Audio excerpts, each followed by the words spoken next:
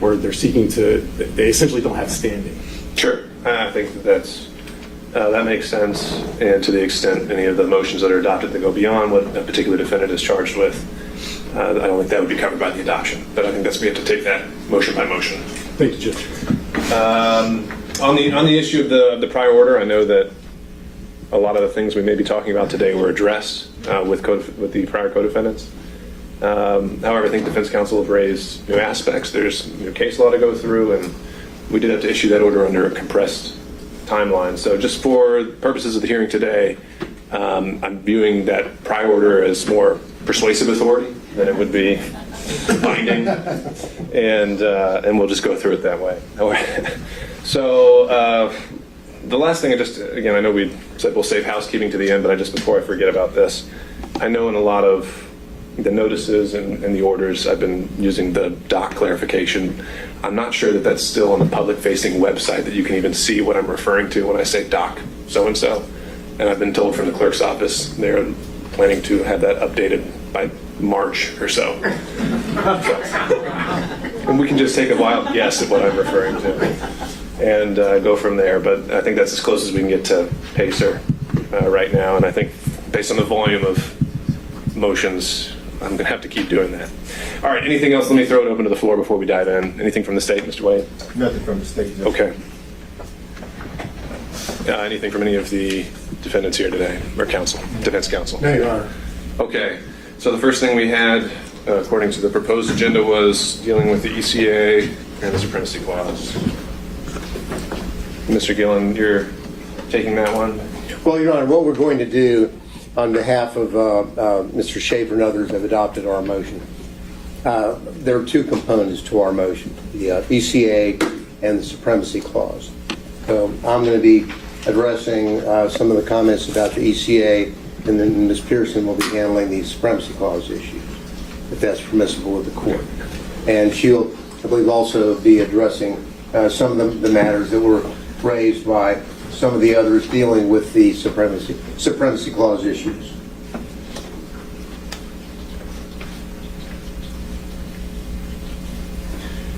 Beginning. Thank you, Your Honor. Now that we know that the prior rulings are only a persuasive authority, I will acknowledge, of course, that we have read the court's rulings in Chesbrough and Powell and understand the court's position on some of those issues. During the course of our presentation today, what we're going to be doing is giving the court our view of the ECA and our view of the supremacy clause and the interaction between the federal ECA and the United States Constitution, the supremacy clause. Some of the things that to highlight some of the things that we'll be bringing the court's attention that may address some of the persuasive authority that the court has previously ruled, but that we would ask the court to consider our views on, would deal with whether or not, frankly, the preemption issues apply, we believe, and this will be addressed by Ms. Pearson, whether or not we think preemption does stand here and has been established, and particularly in the area of conflict of preemption, where one of the standards is where state law, quote, stands as an obstacle to the accomplishment and execution of the full purposes and objects of Congress. And that's something that Ms. Pearson is going to be discussing and attempting to have the court understand our view of that, which is somewhat different from the court's ruling that it made in the Chesbrough-Powell supremacy order issued earlier in this case.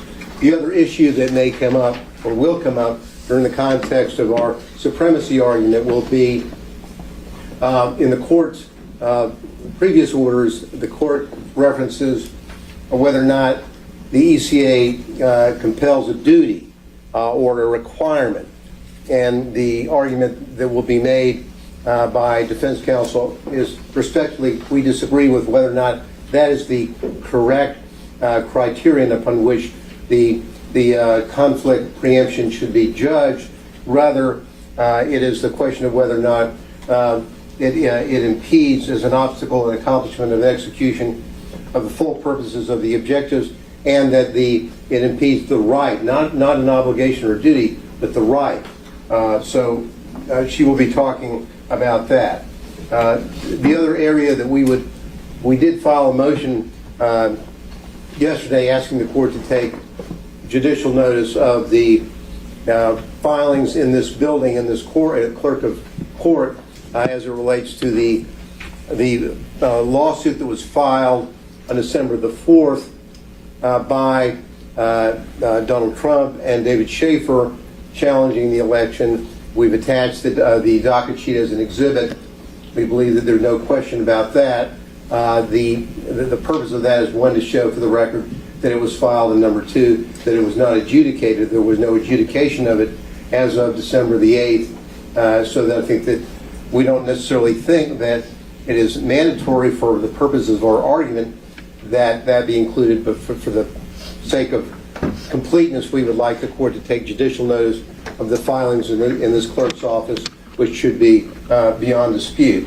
And in that context, we would argue that the Schaefer argument regarding plea and bar and motion to quash the indictment is not necessarily a speaking demur.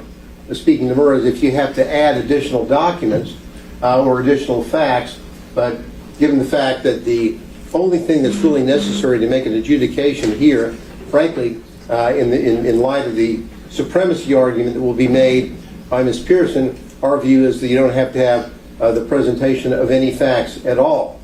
But again, in the abundance of caution, we would say that if the court were to say, well, there should be some context within your plea and bar, we would say that the record really on that is basically complete by the filing of the lawsuit and the fact that it wasn't adjudicated, triggering the ECA safe harbor provision. So that is something that I forecast that we will be discussing as we progress along. And with the court's indulgence, I'm going to try and move through my part of the ECA argument. I know the court has, and I hope the court will be patient. I know that this isn't the court's first rodeo on ECA or on supremacy, but if the court would bear with us, we appreciate that. Before we dive in, why don't we handle this issue of the motion that you filed?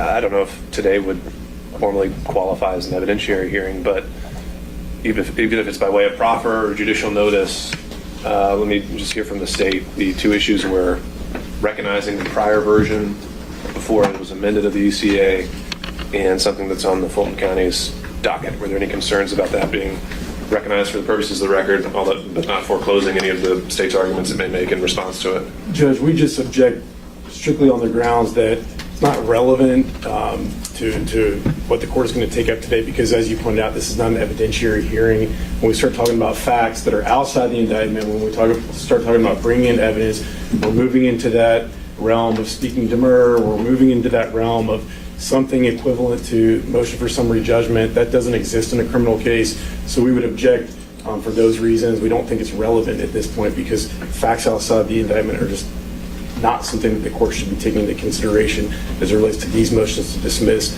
demurs, and motions to quash. So recognizing the relevance arguments, and how applicable do you think they are to the motion under the 201 judicial notice standards, though? Any concerns that what would be accepted as a fact should not be?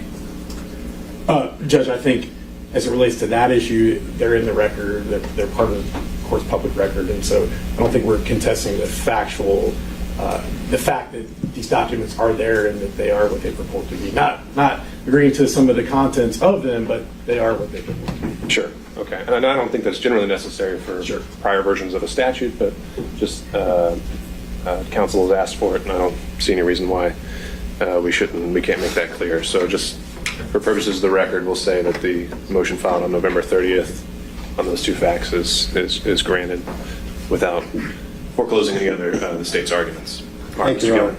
Now, first the overview.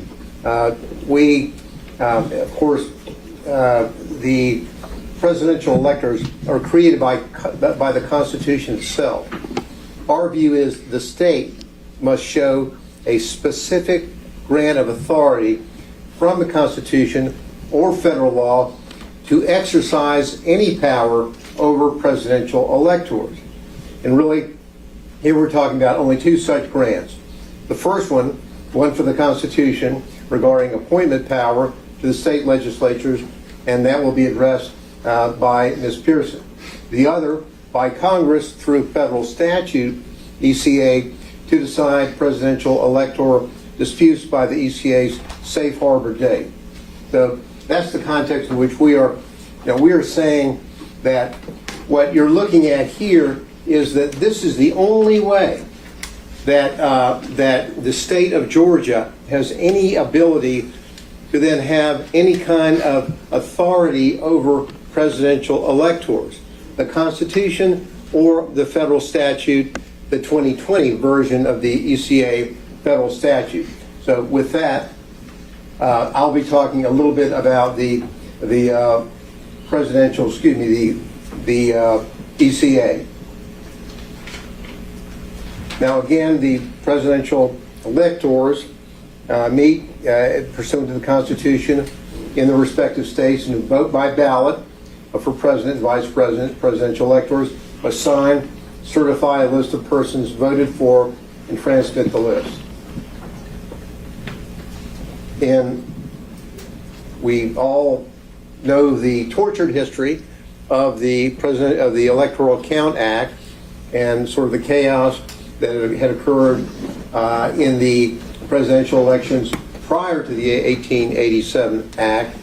So we're focusing here on this. What does the Act say? It says that the electors must meet and vote on the first day of the first Monday after the second Tuesday in December at the place directed by the legislator of the state. In our case, of course, that was on December the 14th in 2020. Now, second point, presidential electors shall vote, quote, in the manner directed by the Constitution. That's also a part of ECA Section 8. And then again, the electors shall make and sign certificates, talking about how they seal the certificates, certify, and all the votes of the state given for president and vice president contained therein, mail the certificates to the president of the Senate, the Secretary of State for the state, in this matter, Georgia, and the Archivist of the United States and the Chief Judge of the Northern District of Georgia. Now, the rubber really meets the road here in Section 5. Section 5 of the ECA, of the 2020 version, is really the meat of the coconut as it relates to what happened here and what didn't happen here in Georgia. I'm going to spend a little bit of time kind of reading this and then talking about it. And this is what Section 5 said in 2020. If any state shall have provided by laws enacted prior to the date fixed for the appointment of the electors for its final determination of any controversy or contest concerning the appointment of all or any of the electors of such state by judicial or other methods or procedures, and such determination shall be made at least 6 days before the time fixed for the meeting of the electors, such determination made pursuant to such law so existing on that date and made 6 days prior to said time of the meeting shall be conclusive. Shall be conclusive and shall govern in the counting of the electoral votes as provided in the Constitution. So what that means is the state of Georgia and all the other states had an incentive given to it by Congress. The incentive was, look, if you follow Section 5, then you get to be the absolute conclusive decision maker about who is going to be the electors or what outstanding controversies if they don't exist. Only if by, in this case, the safe harbor date was December the 8th, only if the state of Georgia gets its act together and whether there was a controversy about the electors and it had not been, if the state of Georgia had it adjudicated prior to December the 8th, then what the state of Georgia, through the certification of the governor, that is conclusive. So the critical thing here is that every state, this is an incentive given to the states by Congress, hey, get your act together. Congress doesn't tell the state of Georgia, hey, this is how you have to go about setting up the procedural mechanism for your determination about having a final, conclusive result of your judicial challenges. But every state can take its actions or take no actions. The state of Georgia set up whatever procedure is set up. One thing we do know here is that the state of Georgia, there was a pending challenge to the presidential election of 2020, timely filed on December the 4th, and the state of Georgia did not, pursuant to this law, did not reach have a final determination of those controversies, or in this case, this lawsuit. We know that, and because of that, because of what happened, then the state of Georgia then loses its ability to make a conclusive determination about which electors are to be counted in Congress. Once they did that, doesn't matter, candidly, how many times the governor of Georgia certified the results of the election or the recount, whatever. What does matter, and what only matters, is that there was a pending lawsuit in this courthouse, in this county, challenging that election, and that by December the 8th, it was not adjudicated. It was not finalized. And because of that, then what happens is the state of Georgia loses its ability to make a conclusive determination about how the electors' votes are going to be counted in Congress on January the 6th. But the state still plays a role, does it not? I mean, isn't the governor's certification supposed to be the tiebreaker when Congress is making this consideration? We're going to get to that, but I'll jump ahead. And the tiebreaker only comes when this happens. If there is, for example, the governor did certify, we all know that, and we all know that the state of Georgia didn't get its act together, didn't have a final adjudication, loses its ability to say that is the certificate of our governor and it is conclusive. It wasn't under federal law. It may not be conclusive, but aren't there still things happening in the state that matter? Well, certainly, but the only thing that matters as it relates to this federal law, the only thing that matters is they didn't get their act done and get an adjudication in time. So what happens? What happens after that? We're jumping a little ahead of my PowerPoint, but that's just fine. I think we all know what's in the PowerPoints. But what happens is that once they don't get their act together by December the 8th, then all bets about the conclusive nature of the governor's certification go away. But what doesn't go away, the governor's still certified, and what has to happen then is electors have to vote on December the 14th. Now, if there is a question about who the electors are, and this is critical, Your Honor, this is critical, by not getting their act together, by not having a final adjudication, the carrot that Congress gave the state of Georgia and all the other states, if you get your act together by safe harbor date, then and only then do you get the final call on who the electors would be. But they didn't. Because of that, then all of the Democratic electors and the Republican electors are in effect all at that time contingent electors, because there is no certainty about who or which slate will be selected under federal law. And as we know, what happens is that once that safe harbor date passes, then the issue, and now we're getting kind of over into Section 15 of the ECA, but once you get over into there, then the 2020 version tells us what steps are taken to make a final determination about what electoral slates will be decided. You're right. A lot of things are happening in the state. A lot of, and let's go over things that could have happened, that didn't happen. For example, there could have been an adjudication after safe harbor on the pending election. Of course, that would not have been definitive and conclusive as it relates to the safe harbor date. The power has still shifted over to Congress. But had there been an adjudication of the lawsuit itself after the safe harbor date, then certainly the adjudicator, and this is critical here, the adjudicator is Congress, not the state of Georgia. So the adjudicator, Congress, could then say, well, here we have a certification from the governor of Georgia, and we have a result in a lawsuit.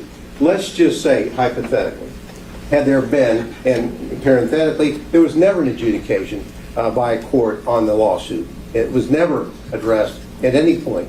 But that's somewhat tangential to the issue about whether or not what Congress can do with information. They are the adjudicator under the 2020 law, and what they can do is the following. They can sit there and they could go, well, now we know that the lawsuit was dismissed or was adjudicated against President Trump and David Schaefer. Okay? If that's the case, they can consider that. It's not conclusive. It's not definitive. They can consider that in making their determinations about what they're going to do. Or, for example, if on the other hand the lawsuit was adjudicated in favor of President Trump and David Schaefer, then Congress could then look at those facts as an adjudicator and make a determination about whether or not they should choose the Democratic slate that had been previously sent up by the governor, or by the Republican slate that had been sent in. So then and only then. But what happens in Congress is the following, and we all know it was a somewhat, and this is important consideration, Your Honor. This is a process set up by Congress.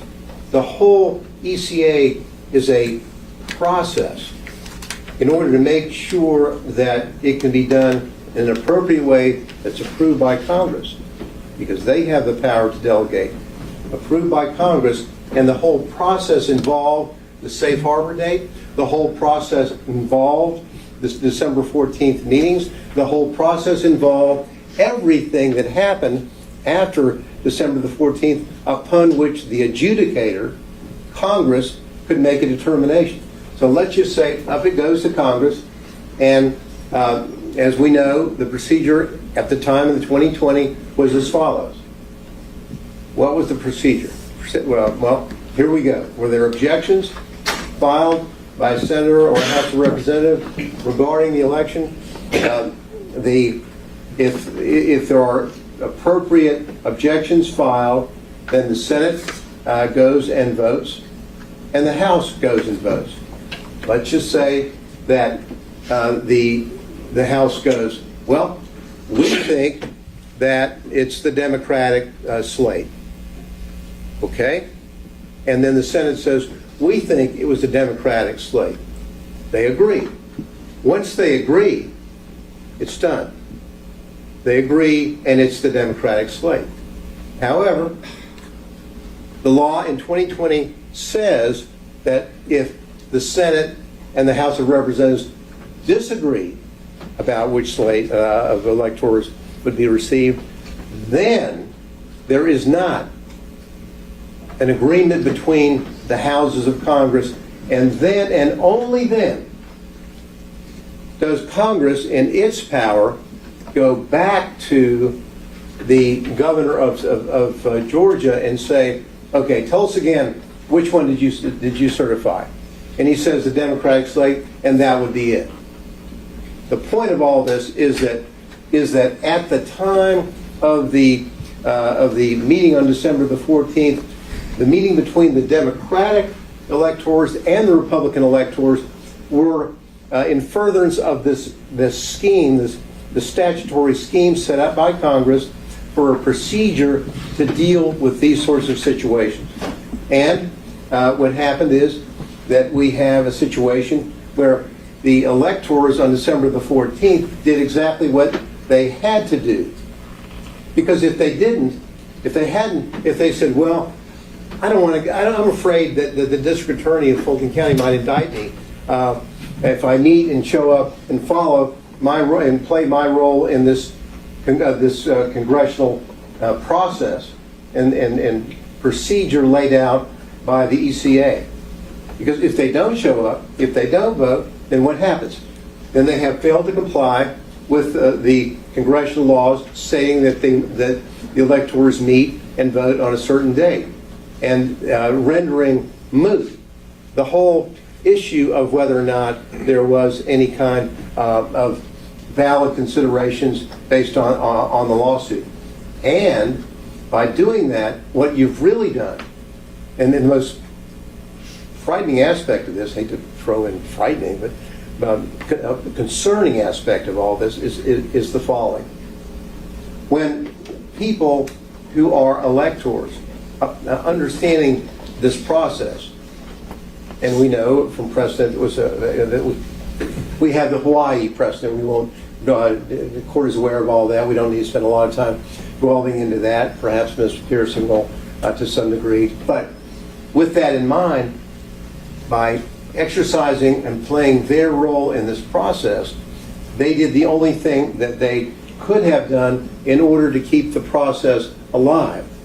Because if they did not do it, the state of Georgia, by failing to meet the safe harbor date, if the threat is out there, all right, we failed to meet our safe harbor date of December the 8th, but, Mr. Republican elector, if you show up and you follow the Hawaii precedent, and if you follow what the ECA, the understanding of the ECA, that you have to vote in order to determine whether or not the Democratic or the Republican electors are selected by Congress, then what you've done is allow the state through the district attorney's office to say, by threat of indicting you in a grand jury, if you show up, they're defeating the purpose of the congressional procedure and scheme set up in 2020. As we know, things have changed now since 2020. And I think the best argument for proving everything we say about the ECA in 2020 is the fact that Congress amended the ECA, as we know, in 2022. But having said that, what we then have is we've got a situation where we know that, and we're not saying that the ECA is saying that there was a requirement or a duty. This is a process they've set up, and the Supremacy Clause issues, which be dealt with soon, will address some of those issues concerning conflict, preemption that I mentioned briefly. But it's clear from Section 15 in the we can go to let's leave it right there, Anthony, just for a second. The next slide, really, the reason why we have this up, it really states the obvious. This is a part of the Souter dissenting in Bush v. Gore, and this whole issue about Section 5 is not serious, and tells us what seems to be self-evident, at least to us. That provision sets certain conditions for treating a state's certification of presidential electors as conclusive in the event that a dispute over recognizing Those electors must be resolved in Congress under Title III, Section 15. Conclusiveness requires selection under a legal scheme in place before the election, with results determined at least 6 days before the date set for casting electoral votes. But, says Justice Souter, but no state is required to conform to Section 5. If it cannot do that, for whatever reason, the sanction for failing to satisfy the conditions of Section 5 is simply loss of what is called its safe harbor, end quote. And that determination, and even that determination, is to be made, if made anywhere, in Congress. And so they're telling us the obvious. The state didn't get it done on time. They lose their ability to conclusively state these are our electors, and as a result of that, the mechanisms under Section 15 would be in place. Next slide.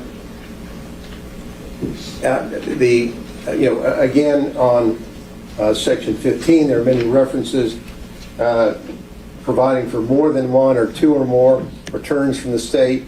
And if we go to the next slide, there are essentially 5 different portions within Section 15 dealing with references to more than one of these certificate or votes. All certificates and papers purporting to be certificates is one.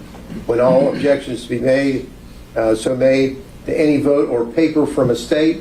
Another, the 2 houses concurrently may reject the vote or votes when they agree that such vote or votes have not been regularly made by electors. If more than one return or paper purporting to be a return from a state has been received, again a reference in such case of more than one return purporting to be a return from the state. What does all that tell us? It tells us precisely what we were saying. This statutory scheme, which is set up to deal with precisely the situation that we had in Georgia. And this isn't about, well, if you don't follow the scheme, and in the end someone says, well, I think in the end of the day, in 2022, I think that Joe Biden won. You don't decide whether to indict somebody because, in retrospect, someone says, well, we think that that you picked the losing team. My next slide summarizes some of the things that I have said, and just to get the timeline down together. So first of all, just to note for everyone, if we have multiple PowerPoints, if we could have those emailed as well, we can make those part of the record.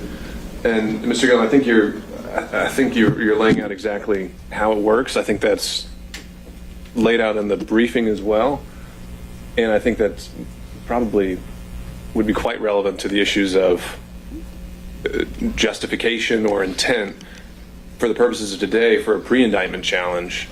I think that should be our focus.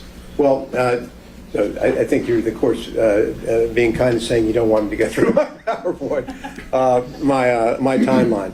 That's fine. I'll address what the court said.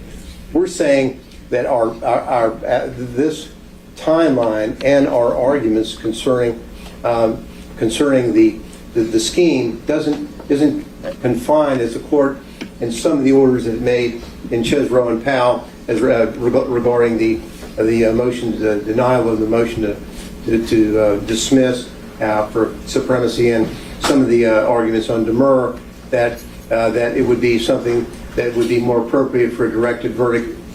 With all respect, the persuasive authority we would disagree with in that context, because what we have here is the record before the court shows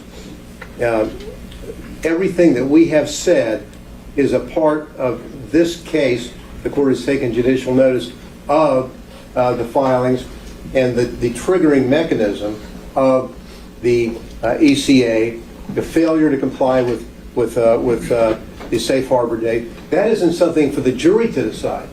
These electors should not have to wait for a jury when, on the self-evident the facts of the indictment and of the law, that everything they did was lawful and appropriate. That is our point.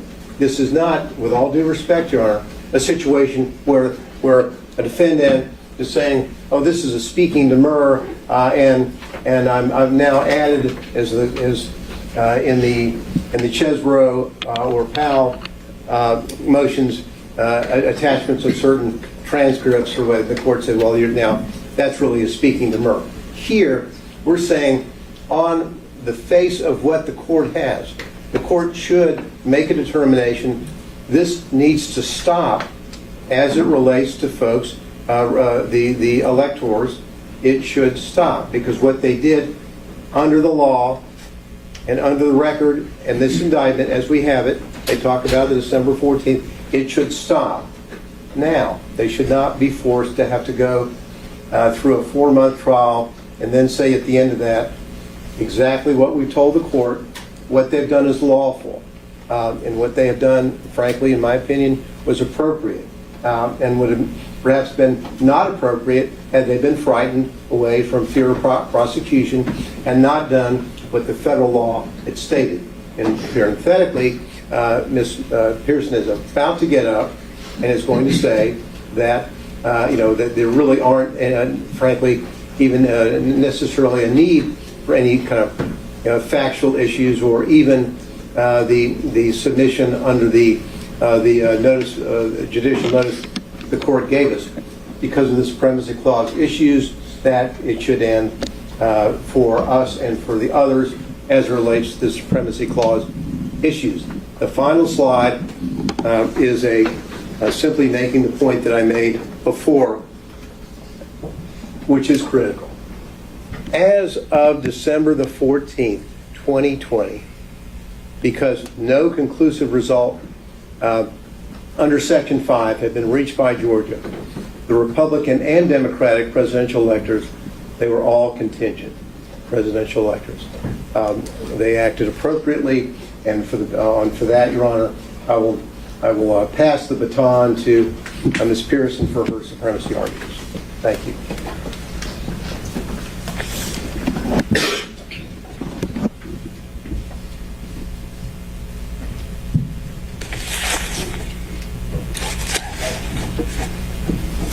Predict that will knock something over.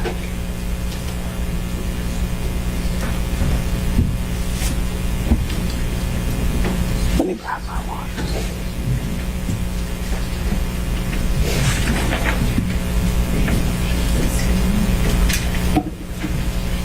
Good morning, Your Honor. Good morning. I'm Holly Pearson. I also represent Mr. Schaefer, and we also are arguing these issues for Supremacy Clause and constitutional issues for all the other defendants who have adopted our arguments or who have also made their arguments that are here with the court today. I appreciate what you said, Your Honor. Obviously, we studied the earlier orders, the arguments, the briefing, and I think that the way I look at it is the court was only given about 10 pieces of a 50-piece jigsaw puzzle to try to put it all together, and what I'd like to try to do is give the court the full picture, to put it in context, to see how the Constitution instructs the court and the district attorney's office to act. I think there are sort of 4 areas where I think that there is going to be a lot of additional information, and that is critical to why this is different and why the outcome should be different. The first is the fact that presidential electors are created by the Constitution, and therefore there are the implications from that we'll talk about, there's no traditional state powers or 10th Amendment reserved powers, and that's an important and very different situation. Number 2, the boundaries of the constitutionally granted appointment power. There hasn't really been any before now briefing or discussion about where are those boundaries, and is the state inside of them and outside of them. And as we will see, they are firmly outside of them, and therefore they cannot rely on the appointment power to authorize any actions they take against presidential electors. Third, Mr. Gillen touched on this, but it's important that we're looking at Congress here in its adjudicative role, and we'll talk about why that matters. And then fourth, there are some additional arguments on the preemption that's already been discussed, and there are also additional types of preemption that apply here when all of this is put in proper context. So starting at the beginning, presidential electors are created by the Constitution, and because of that, this turns this on its head from the traditional state powers that are presumed Here, in the United States term limits case versus Thornton, the Supreme Court said that for entities like presidential electors or members of Congress that are created by the Constitution, the exclusive federal function that they form, the function they form is federal, and any power that any state has over them has to be delegated to it, and it's not reserved. So it has to be a specific delegation by the Constitution to the state to act. As the Supreme Court said, the states can exercise no powers whatsoever which exclusively spring out of the existence of the national government, which the Constitution does not delegate to them. No state can say that it has reserved what it never possessed. And in the absence of any constitutional delegation to the states, such a power does not exist. So the obvious and normal question then is, what power does the Constitution give to the states with regard to presidential electors? Because we know we can't rely on the state's original or reserved or the 10th Amendment reserved powers here, because the construct of it being created by the Constitution and the Supreme Court's explanation of that in term limits says that we cannot. So, what power do they give? They give the power. Did I skip one? There we go. Sorry. Technical difficulties. What authority does the Constitution give? Well, it plainly gives one limited power to the states. It gives the state the power of appointment in the manner that the legislature sees fit to appoint presidential electors. Well, what does that mean? Because the discussion so far has been, well, we have appointment power. That means we can do anything we want at any point at any time with regard to presidential electors, and it's essentially unlimited. Well, that just isn't the case. The Supreme Court has made explicit that the appointment power stops at least before they ballot. And I think the construct of the Constitution makes clear that the appointment power of the state, which is broad when you're acting within it, they have broad authority to set the manner, means, qualifications, procedures, etc. around the presidential electors. But it stops at Election Day, because the power under the Constitution to decide presidential elector disputes goes to Congress on that day. Once there is an election, Congress, under the 12th Amendment, is the only body that is allowed to adjudicate presidential elector disputes. Now, Mr. Gillen explained that Congress decided maybe it didn't want to do all that hard work itself, and it delegated through the Electoral Count Act one window of opportunity for the state to do that for it, through the Electoral Count Act, through the safe harbor, if they'd made a final judicial determination through the judicial process that's been set up in Georgia by the safe harbor date. But here they did not do that. And so the Constitution under Article 2, Section 1 and under the 12th Amendment make claim that Congress alone has the authority then to adjudicate presidential elector disputes. And so whatever the appointment power is, the Supreme Court and the Constitution make clear that it doesn't apply to when presidential electors are meeting and balloting. And how do you respond to the state's citation to In re Green and Chiafalo? All of those, Your Honor, are grounded in the Supreme Court specifically grounds its sanction of the state's actions in the appointment power that is given to the state. So, for example, Chiafalo is a follow-up case to Ray v. Blair, which we'll talk about, which is cited here. Ray v. Blair was the first case the Supreme Court looked at about what's the limit on the appointment power of the state. And that case was not quite Chiafalo. It was, can we make presidential electors swear an oath of loyalty to the candidate? So, in other words, faithless electors. Can the state impose on an elector the duty to vote for the candidate of the party? And what the Ray case said was, yeah, they can do that, but the only reason they can do it is because it is part of the qualifications of the elector themselves, and therefore is grounded in the appointment power. Chiafalo is the next iteration that you talked about and that the state has relied on, next iteration of the Ray v. Blair case. And what it said is, okay, we said in Ray you can make the oath. In Chiafalo, the question was, can you enforce the oath? And the Supreme Court specifically grounding itself, and I have here, the quote here from the court, they specifically grind or ground or base their authority, the state's authority to enforce those pledges on the appointment power, because it's about setting the qualifications. And even though it's enforced afterward, it is based on the pre-election and pre-appointment power that the state has. So that's Giappolo, that's Ray, that's Burroughs, that's Green. That's all of the cases that the state has cited and that we've talked about. They're all grounded in the appointment power. And if you read them, Your Honor, Ray, Giappolo, all of them talk explicitly about it, about how it has to be grounded. And the faithless elected cases are actually a really good example of why we know the appointment power is so limited, because the Supreme Court had to go out of its way to base the authority of the state to do it in the appointment power, because it knew it didn't have anything beyond the appointment power. And then some of the dissent you'll see from Thomas and others, they sort of make these points. So what is clear?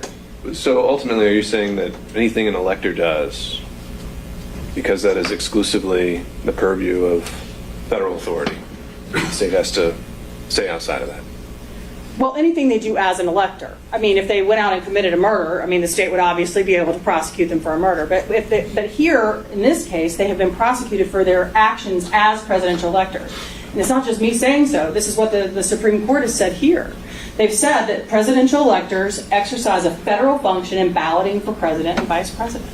They say that they exercise federal functions under and discharge duties in virtue of authority and conferred by the Constitution of the United States. So yes, once we're back in the federal realm and outside of the appointment power, the state has no authority. Remember, under the term limits case, it's the state's burden. Unlike the normal presumption where they have sort of plenary and common law and traditional police powers, that doesn't exist here.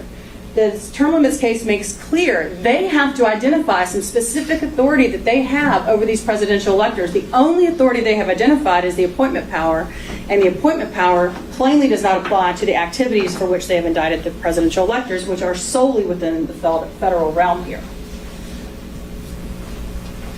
We talked about Giappolo. And that's really the point here, Your Honor. It's not whether the electors can do whatever they want. It's about which sovereign gets to govern them. And under the Constitution and the ECA, only the federal sovereign gets to govern them after the appointment power is passed, is expired, is over, whatever you want to call it. Same point, Your Honor, with the Georgia statutes that the court previously cited.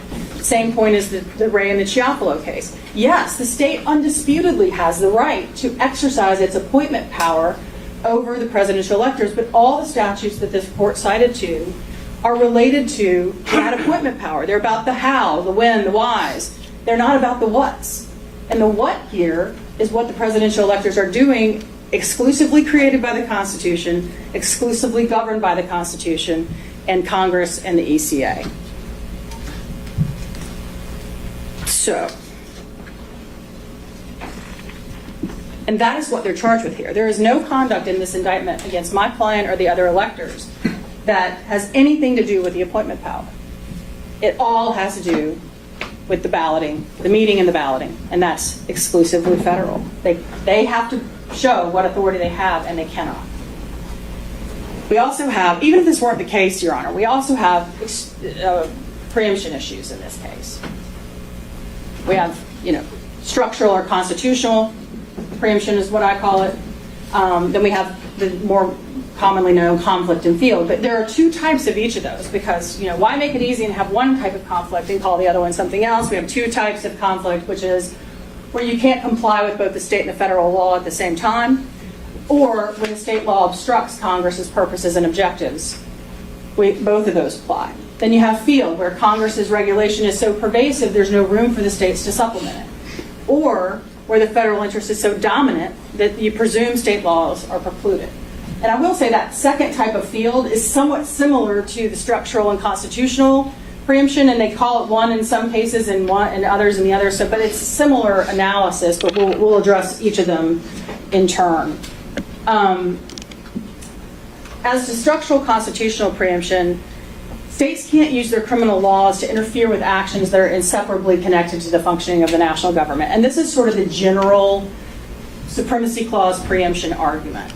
The Supremacy Clause, as you know, trumps state laws that are inconsistent with it. But in the Loney case and the cases that follow it and cite it, what the Supreme Court has said, there's just going to be, whether there's another federal statute or not, whether there's another constitutional provision or not, there are just going to be some times when it is so closely connected with what the federal government is doing and the functioning of the national government, we're just not going to let the states in. And we're not going to let them come suit up and play on our field.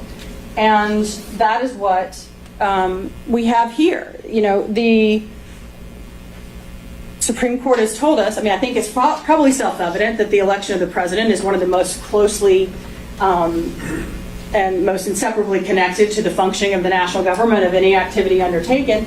But the Supreme Court has helped us by telling us so. The president is vested with the executive power of the nation.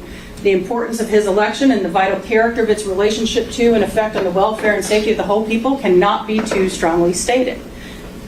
The state objects to my Loney case, or the Supreme Court's Loney case that I have cited, but it's really on all fours. Well, maybe on all three and limping, as one of my law professors used to say. But and what happened in the Loney case, Your Honor, is very similar to what happened here. And what happened there is Mr. Loney is a regular citizen. He's not a presidential elector. He's not a congressman. He's just a guy who happened to have some evidence that Congress needed when it was acting in its judicial capacity, its quasi-judicial adjudicative capacity, to figure out which candidate from an election in Congress was going to sit in the congressional seat. So it was adjudicating a congressional dispute, which, as you know, it's constitutionally entitled to do exclusively. And apparently, according to the Supreme Court, the local law enforcement didn't care for whatever testimony Mr. Loney gave because it apparently supported the candidate that they didn't like.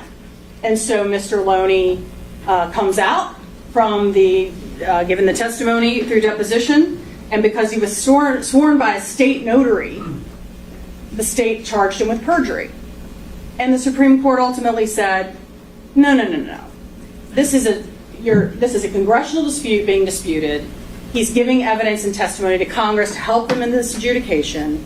And therefore, this is too close to the functioning of the national government. This is too related to the federal system for us to allow the state to use its criminal laws to intrude here. And, Your Honor, Loney and our case are virtually identical. In Loney, you have a federal election matter that's being resolved by Congress. There, it was a congressional contest. Here, it's a presidential contest. There, you have Congress acting in its adjudicative capacity, which it almost never does, right? It only has two instances that I'm aware of. These two. It gets to decide congressional disputes, and it gets to decide presidential elector ballot disputes. One's Article 1, Section 5. The other one is the 12th Amendment in the ECA.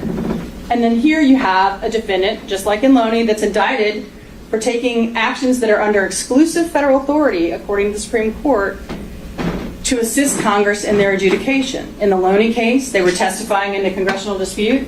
In this case, the electors were submitting elector ballots that the statute specifically allows them to submit for Congress to adjudicate. And so, again, Your Honor, it may not be all fours, but I think it's on three and limping. So that's constitutional preemption. Just, it's too close to the federal government, the state has to get out. There's more specific conflict preemption. There are two types. The first type is where you can't comply with both the state and federal law at the same time. And I do think that the introduction in the last argument of the duty concept did not come from the court. But I think that Mr. Gillen is right, that is not the proper framing of the conflict analysis here. It's not whether they had a duty or were compelled to do something. It's whether the federal law gives you the right or ability to do something and the state is interfering with your federal ability to do that. So the state cannot criminalize what federal law allows. And here, they are criminalizing the submission of ballots that the ECA under Section 15 plainly allows. In fact, it allows it 5 different times in one section of the statute, as you can see.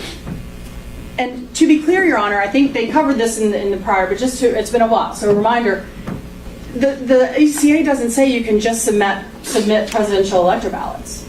It says certificates and papers purporting to be certificates. I mean, it's the,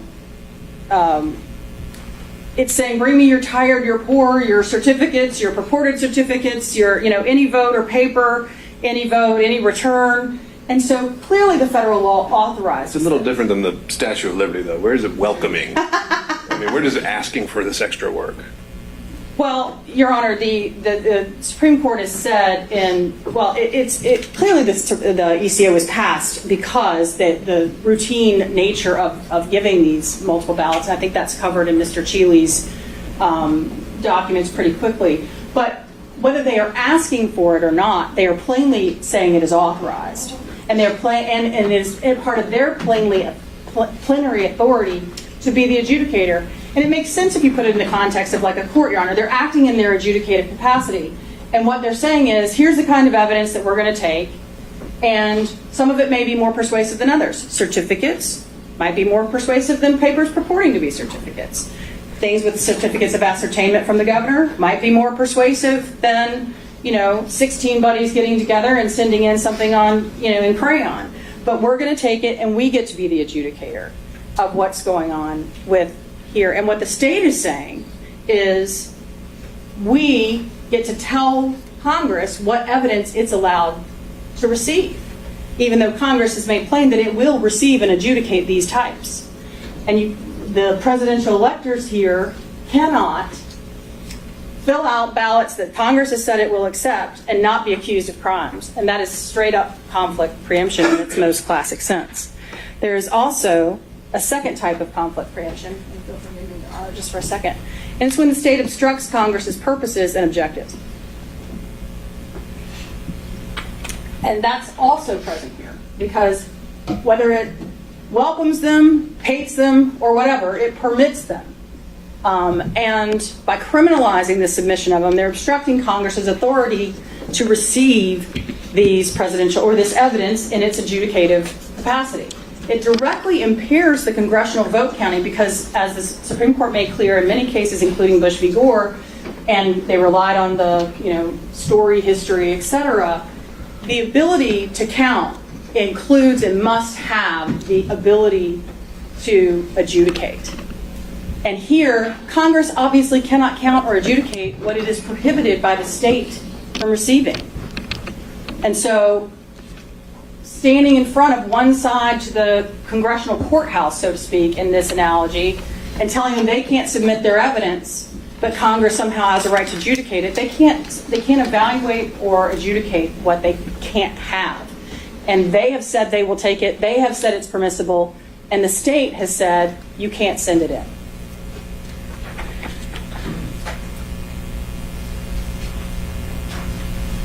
It's also a sort of a usurpation or a rewriting of the ECA, Your Honor. And Mr. Gillen touched on this a little bit, but here, what the ECA says, as Mr. Gillen made plain, here's what we're going to tell you, state. We've got all the power. Here's what we're going to give you. If you get a judicial decision done by Safe Harbor Day, you get to tell us who the presidential electors are. If you don't, then we get to tell you who they are. But what the state has done here is arbitrarily, based on no authority that I'm aware of, said, nope, we don't care about the Safe Harbor, the ECA. What we have decided is that the governor's certification at the beginning of the process is binding and decides who the lawful and only lawful electors of the state are. And therefore, we're going to stand in front of anybody through threat of criminal prosecution or actual criminal prosecution inside of the side we decide didn't win and keep them from sending it to Congress.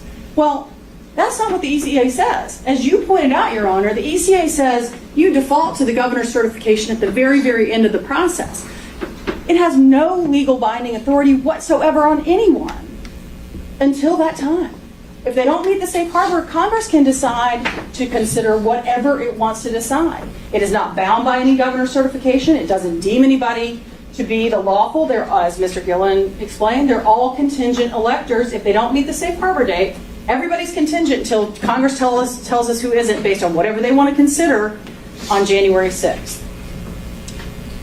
And so that is clear obstruction of Congress's purposes because you're keeping them from getting evidence to which they are lawfully entitled and which they have said is permissible and available. And then field preemption, pervasive regulation. The Supreme Court in Bush v. Gore described ECA as so pervasive as to occupy the field. In fact, one justice even suggested it was so pervasive that maybe even courts could not come in and disrupt Congress's sole authority under the ECA. But it's particularly covering the field when, as we discussed at the beginning, the state doesn't have any authority that they can point to be playing on this field at all. And then, this is related to what we've talked about, Your Honor, but the dominant federal interest. We've talked about how the power of Congress to judge the legality of the electoral votes is a necessary and consequent power of the power to count, and the existence of this power is absolute necessity to the preservation of government. There can be no doubt that of the primary federal interest, the dominant federal interest, candidly the only federal interest for the activities that we're talking about here.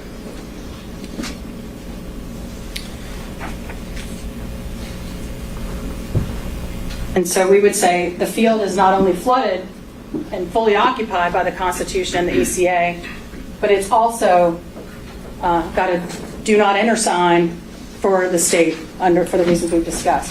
And I think, Your Honor, in conclusion, I know we're always happy to see the conclusion sign. In conclusion, I just want to say, in the big picture, if we think about what we're talking about here, I think it makes intuitive sense if you look at what the Constitution does and how it is structured. I don't think it makes any intuitive sense that the framers intended for one state prosecutor in one state to take on a huge federal investigation involving so many disruptive forces in the federal government and in the functioning of the national government. The Supreme Court and the Constitution, I believe, have tried to make clear that that is not within the boundaries of what the state prosecutors can do. It doesn't mean if there were crimes committed that those people walk or they go scot-free.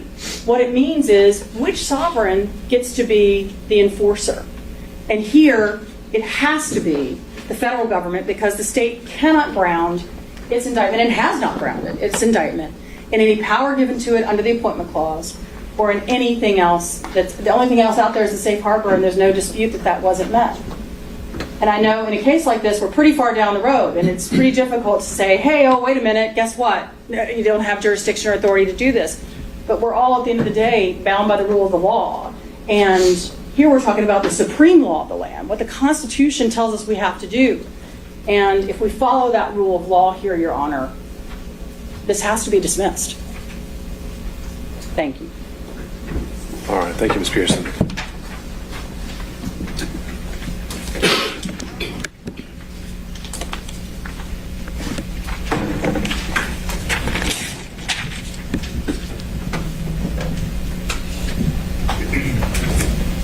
You guys mind popping out of screen sharing? Sorry again? You guys mind popping out of screen sharing?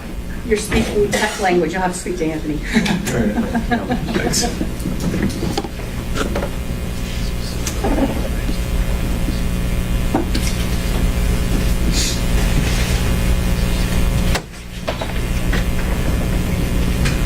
Oops.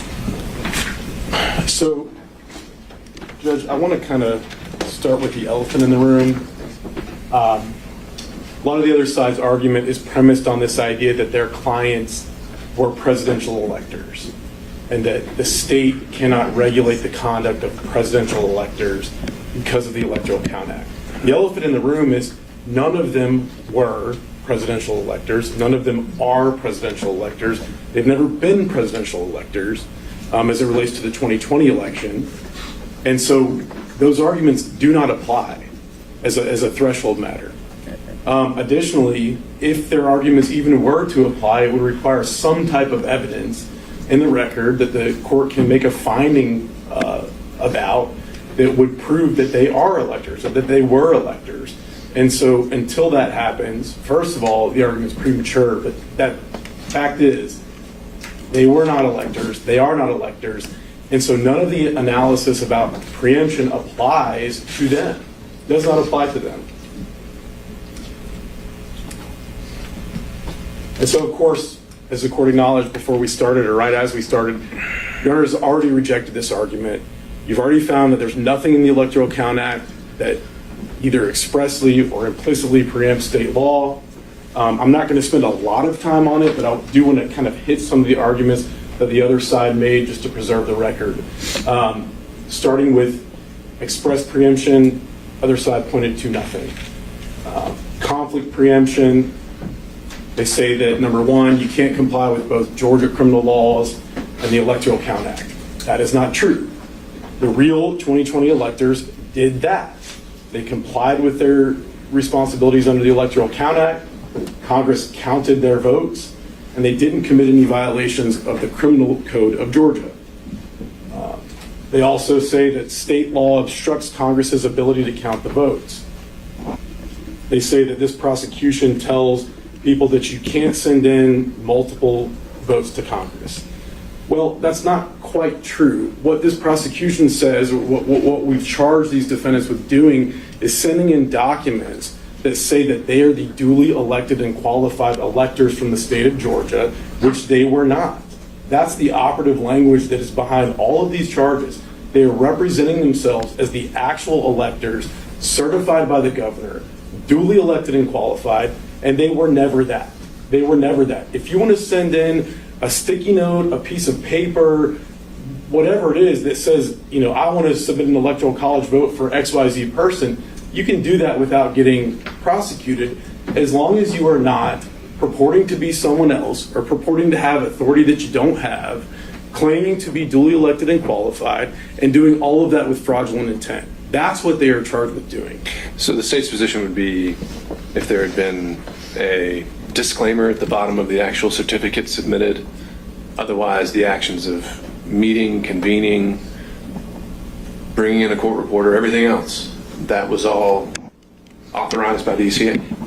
I can't say that for certain, Judge, because it depends on a lot of other facts. It depends on a lot of other contexts.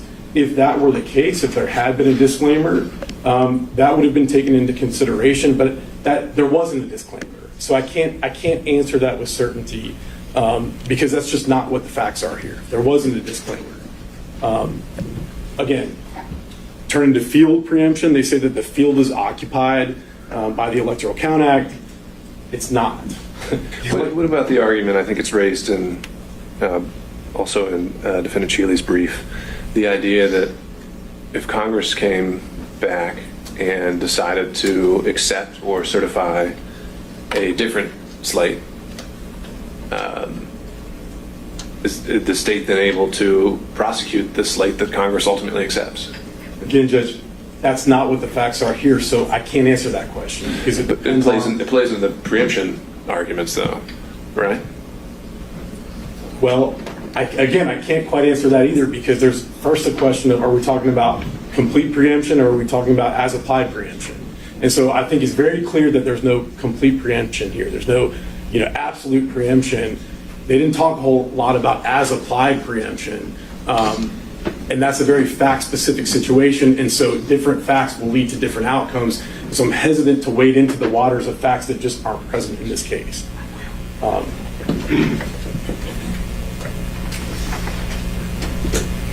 So again, turning to field preemption, just briefly to hit on this, they say that the Electoral Count Act occupies the field, that our criminal statutes are trying to regulate. Not true. The Electoral Count Act tells Congress how to count votes, what to do when you receive more than one vote. It doesn't authorize people to send in whatever they want. It doesn't say these are the lawful votes under state law. It doesn't say, it's legal for you to do X, Y, Z. It doesn't say anything about what someone else is supposed to do. It says what Congress is supposed to do in deciding what vote to count. That's not what the statutes in this indictment had anything to do with whatsoever. Then they also say that the federal interests are so dominant that the state can't regulate. Again, we mentioned this, I believe, in the prior argument on this issue, but preserve it for the record, that our position is the interest is the same. The federal interest is making sure the right vote is counted. The state's interest here is making sure the right vote is counted, that people don't hold themselves out to be a public officer that they are not. And so there's no conflict there whatsoever. And again, under the idea of field preemption, you have to look at what the statutes do. And there's no statute, no federal statute that they've raised that punishes people for pretending to be presidential electors. Maybe there would be some conflict there. I'm not saying that there is, because there's plenty of case law that suggests that the federal government can prosecute people for the same acts. But we're not getting one set of laws that completely occupies a field that Georgia's laws are intruding upon. Just want to kind of preserve those issues for the record. And I'll move on now to some of the more substantive arguments. And I want to start with this because I think this is a very important concept. In their briefs, they really hit on this idea that Georgia lacks delegated power to prosecute them under the United States Constitution. That is completely at odds with the 10th Amendment. And I don't think that this is anything new to the court, but the powers not delegated to the United States by the Constitution, nor prohibited to it by the states, are reserved to the states. So the Constitution has to delegate specifically power to the federal government, and that which is not delegated remains with the states. And that includes the power to prosecute people for committing crimes. Again, this concept goes back to the beginning. Take a look at the Federalist Papers. Federalist number 45, James Madison wrote, "Powers delegated by the proposed Constitution to the federal government are few and defined. Those which are to remain in the state governments are numerous and indefinite. The powers reserved to the several states extend to all the objects which in the ordinary course of affairs concern the lives, liberties, and properties of the people." This is not a difficult concept. Again, the courts recognize it. In our federal system, the national government possesses limited powers. The states have, and the people retain the remainder. What the court acknowledged in its prior order is called the police power. We have the power to regulate fraud in our elections. Again, they attempted to turn the 10th Amendment on its head, and even if you take a step past that, the Constitution expressly assigns the states the power to regulate elections.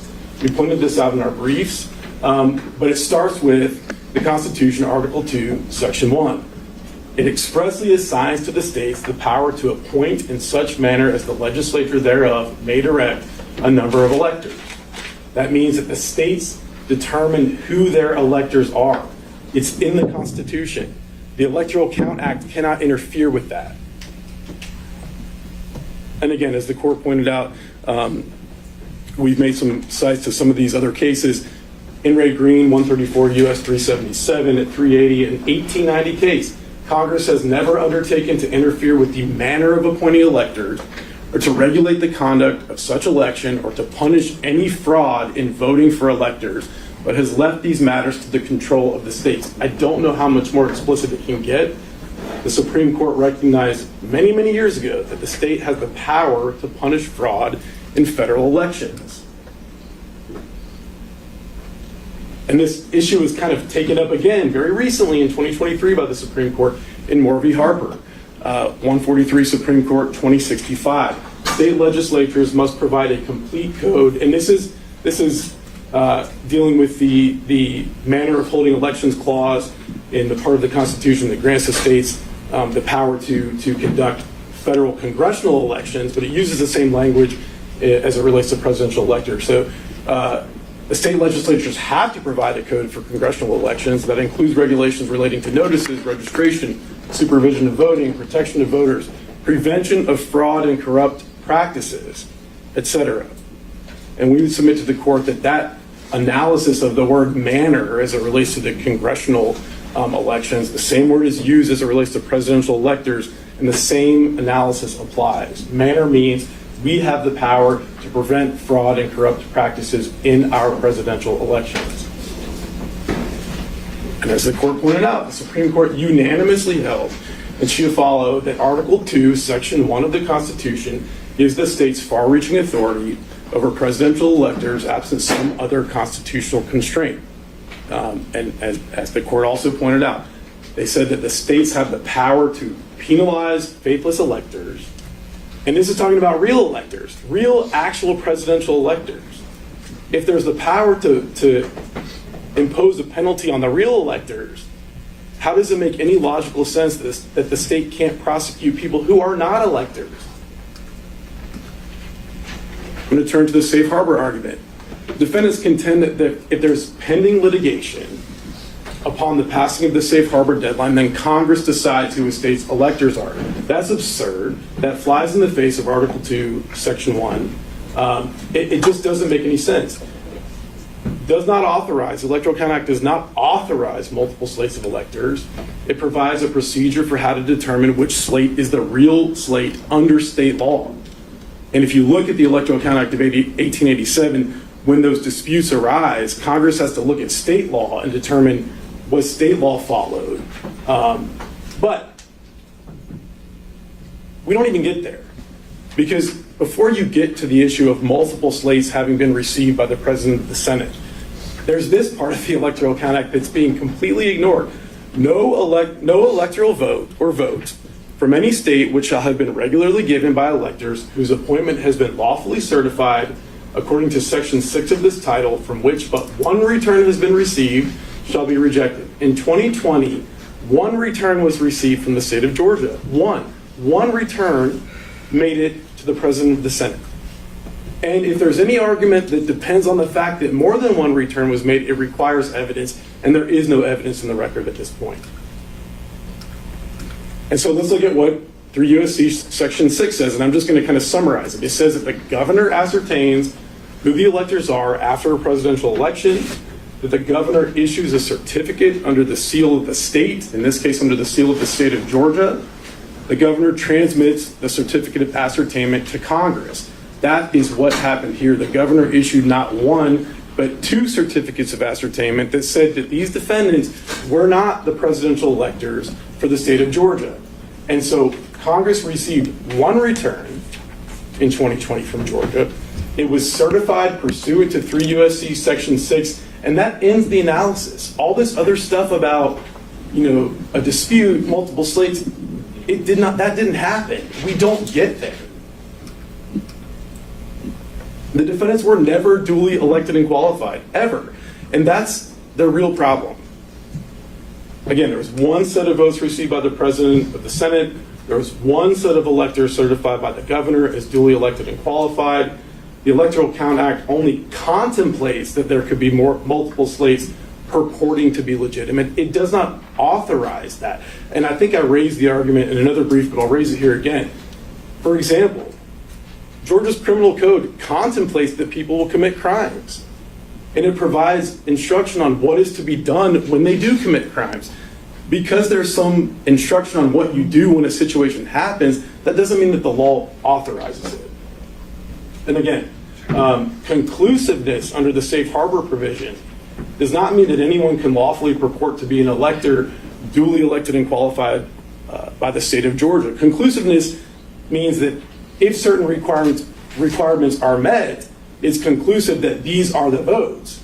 But it doesn't mean that if those requirements aren't met, then they're not the votes, and Congress decides who the real votes are. That's not what the safe harbor provision says. It's just not what it says. Also, contingent electors do not exist under federal law. And this was taken up in the federal court. I referenced it in our brief. I understand that it's persuasive authority here, but there's no reference to contingent electors in any federal law cited by the defendants. The only reference to the idea of something close to a contingent office holder is under OCGA 21-2503. What that statute says is that if an election is contested, then the presumptive winner takes the office on a contingent basis. And then if the election contest is resolved against that person, then the other person comes in and takes the office. It's not clear even that applies to presidential electors in the first place. So this idea of contingent electors, number one, doesn't exist under federal law. Number two, to the extent that it might exist under state law, does not apply here. And also the defendant's safe harbor theory is incongruent with the Constitution. Again, Article 2, Section 1, each state shall appoint in such manner as the legislature thereof may direct a number of electors. This is granting the power to the states to decide who their electors are.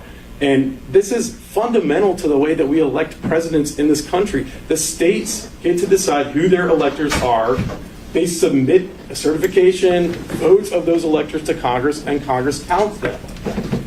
Under the defendant's theory, their theory is that if an election contest lawsuit is filed in every state at 11:59 p.m.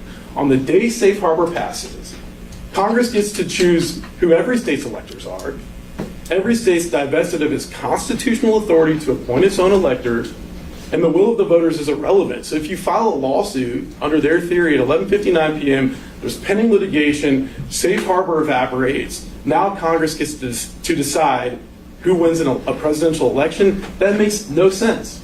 Another example, let's say 10,000 election contest lawsuits are filed in Fulton County after an election. Does that mean that the Superior Court bench has to resolve all of those cases prior to safe harbor in order to preserve Georgia's constitutional authority to appoint its electors? It doesn't make sense. It doesn't make sense. I want to touch on Hawaii. We touched briefly on this, and the other side touched briefly on it, but we don't believe that Hawaii is relevant in any way. The facts and circumstances are completely different. Most significantly, in the 1960 Hawaii election, both of the certificates of vote ultimately had a certificate of ascertainment attached to them. That's not the case here. These defendants never had a certificate of ascertainment saying that they were the actual voter, or the actual presidential electors. Again, and I'm not going to comment on whether it was lawful or not lawful, what those Democratic electors did in 1960 in Hawaii, but the other side's provided no authority that says what they did was lawful. They say the Hawaii precedent. Well, there is no precedent. There was a situation that happened in a trial court, and we've had no appellate review of it. We don't know what happened there other than what happened in the trial court. There was a recount ongoing at the time. The facts are wildly different. The lieutenant governor of Hawaii at the time, who was acting as governor, knew that the Democratic electors were going to meet and submit a slate of votes, and they essentially authorized them to do it. Again, I'm getting into facts, and I'm trying to stay away from facts because it's not appropriate to get into facts in this type of motion. Again, it's legally and factually irrelevant that someone else wasn't prosecuted 63 years ago under different laws, different circumstances. But on this point, just so we can set bearings, in your research of this, has an elector or someone purporting to be an elector ever been prosecuted before? I don't know, Judge. I don't know the answer to that. But you haven't found one? I have not found one. I have not found one. What I can say, I mean, if the court would like, that the archivist changed its procedures. The National Archives changed their procedures as it relates to receiving certificates of vote or things that purport to be certificates of vote after the 2020 election because of what happened. And now they've added an additional procedure to their kind of checklist of what we do when we receive these. And if it looks like something is fraudulent, they refer it out to their Inspector General's office to investigate. So just because it hasn't happened before, in our opinion, doesn't really have much effect on this case because we don't know those circumstances. Our position is that the motion should be denied. There's no provision of federal law that preempts Georgia from prosecuting election fraud. They've pointed to nothing. The sets of law, the bodies of law, do not do the same thing. The general police power is reserved to the states, not the federal government. The Constitution expressly assigns power to regulate presidential elections to the states. And the Electoral Count Act does not in any way, while it may anticipate that multiple slates of votes might come in, it does not authorize them. They've pointed to nothing in the Electoral Count Act that says you can do this. It doesn't exist. It's not there. And so with that, I'll take any questions that the court might have. And anything else, rely on the briefs. All right. Thank you, Mr. Wood.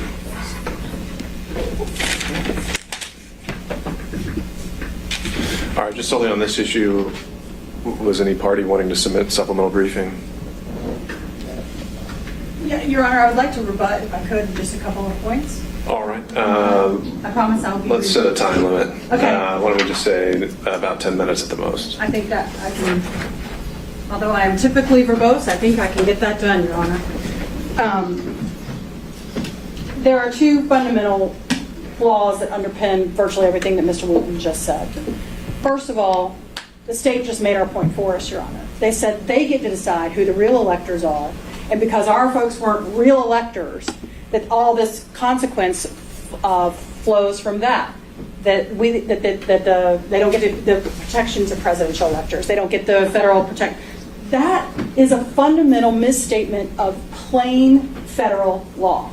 Under the ECA, unless the state meets the safe harbor, which there's no dispute they did not do in this case, both sets of electors are contingent, and the governor's certification upon which the state is relying has absolutely no authority for them to rely on that, for them to decide who the rightful electors are. That gets decided by Congress on January 6th, and not a moment before that when the state misses its state harbor. That is plainly the law under the ACA. And so the two hypotheticals outlined by Mr. Wooten about 1159 and 10,000 cases, those are just unforeseen hypotheticals in the statute?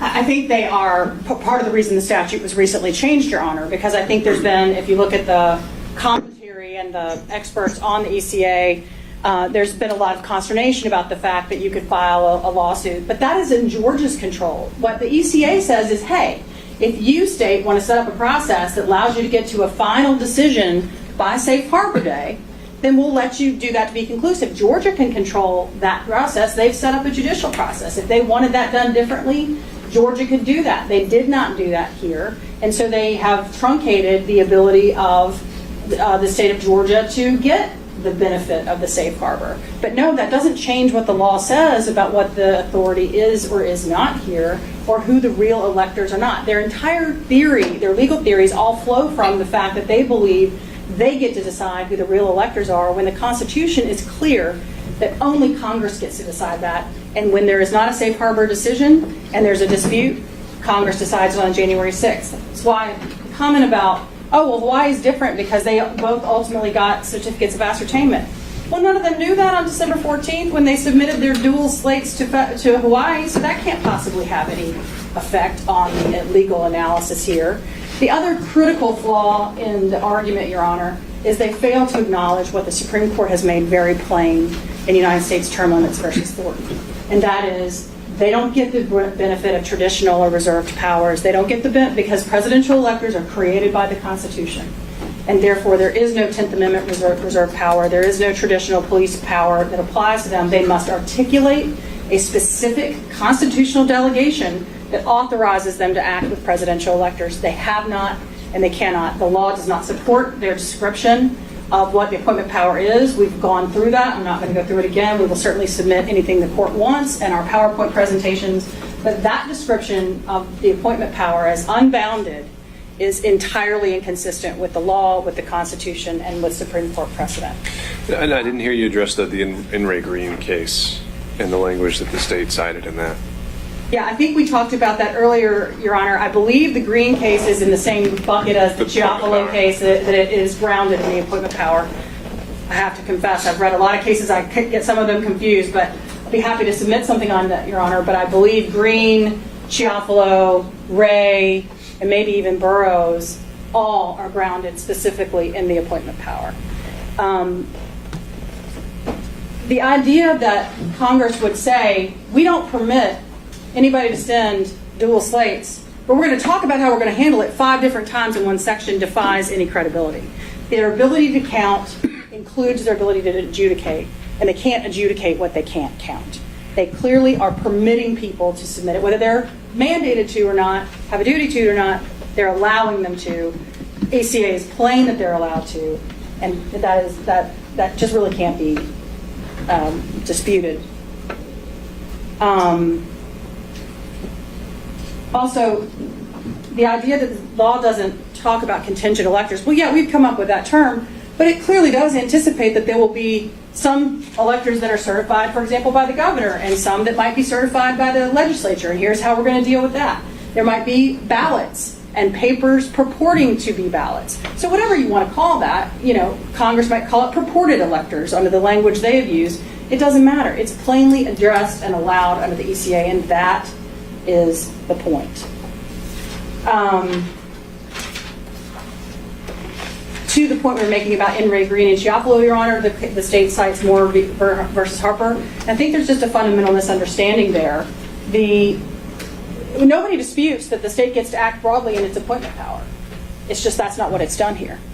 Same thing with Harper. They get to act broadly in their control over elections that is also specifically given to them under the Constitution. That has nothing to do with what the boundaries of those powers are and how far outside of them they are here. And I mean, I hear that, seen this in the other arguments, but it's very frustrating to have gone through at length multiple cites to precedent, multiple cites to statutes, multiple cites to all of that, and then have the state say, we cited no authority for this and no authority. If by no authority you mean the Constitution itself, Supreme Court precedent, and federal statutory sections ad nauseum, then yes, we've cited nothing. But if that is not what you mean, then we have cited all kinds of authority that countermands the authority they have cited, and they have not addressed the authority that we have cited. Let me check with my team just real quick and see if there's anything else we need to address. Thanks for watching. If you like it, comment and hit the like and share buttons.